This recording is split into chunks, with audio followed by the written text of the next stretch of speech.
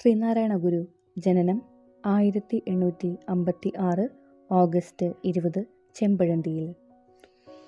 ശ്രീനാരായണ ഗുരുവിനെ അയ്യങ്കാളി സന്ദർശിച്ച വർഷം 1912 ബാലരാമപുരത്ത് വെച്ച്. ശ്രീനാരായണ ഗുരുവും വാഗ്ഭടാനന്ദയും കണ്ടുമുട്ടിയ വർഷം 1914. ശ്രീനാരായണ ഗുരു രമണ മഹർഷിയെ കണ്ടുമുട്ടിയ വർഷം 1916. ശ്രീനാരായണ ഗുരുവിൻ്റെ ആദ്യ രചന ഗജേന്ദ്രമോക്ഷം വഞ്ചിപ്പാട്ട്. ടാഗോർ ശ്രീനാരായണ ഗുരുവിനെ കണ്ടുമുട്ടിയ സ്ഥലം ശിവഗിരി. ശ്രീനാരായണ ഗുരുവും ടാഗോറും തമ്മിലുള്ള സംഭാഷണത്തിൽ ദ്വിഭാഷിയായിരുന്ന വ്യക്തി കുമാരനാശാൻ. ഗജേന്ദ്രമോക്ഷം വഞ്ചിപ്പാട്ട് ഗുരു സമർപ്പിച്ചത് ആർക്ക്? ചട്ടമ്പി സ്വാമികൾക്ക്. അർദ്ധനാരീശ്വര സ്തോത്രം എഴുതിയത് ശ്രീനാരായണ ഗുരു. അവനവൻ ആത്മസുഖത്തിന് ആചരിക്കുന്നവ അപരന് സുഖത്തിനായി വരണം എന്നത് ഏത് കൃതിയിലെ വരികളാണ്?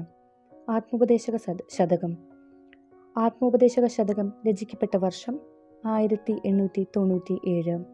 ഒരു ജാതി, ഒരു മതം, ഒരു ദൈവം മനുഷ്യന്. ഈ വാചകമുള്ള ശ്രീനാരായണ ഗുരുവിൻ്റെ പുസ്തകം ജാതി മീമാംസ. ശ്രീനാരായണ ഗുരു അരുവിപ്പുറത്ത് ക്ഷേത്രം പണികഴിപ്പിച്ച വർഷം 1887. ശ്രീനാരായണ ഗുരു അരുവിപ്പുറം പ്രതിഷ്ഠ നടത്തിയ വർഷം 1888. നെയ്യാറിൽ നിന്നെടുത്ത കല്ലുകൊണ്ടാണ് പ്രതിഷ്ഠ നടത്തിയത്. അരുവിപ്പുറം ക്ഷേത്രയോഗം രൂപവൽക്കരിച്ച വർഷം 1898. അരുവിപ്പുറം വിപ്ലവം എന്നറിയപ്പെടുന്നത് അരുവിപ്പുറം ശിവപ്രതിഷ്ഠ. ശ്രീനാരായണ ഗുരു തപസ്സനുഷ്ഠിച്ച മരുത്വമലയിലെ ഗുഹ പിള്ളത്തടം ഗുഹ.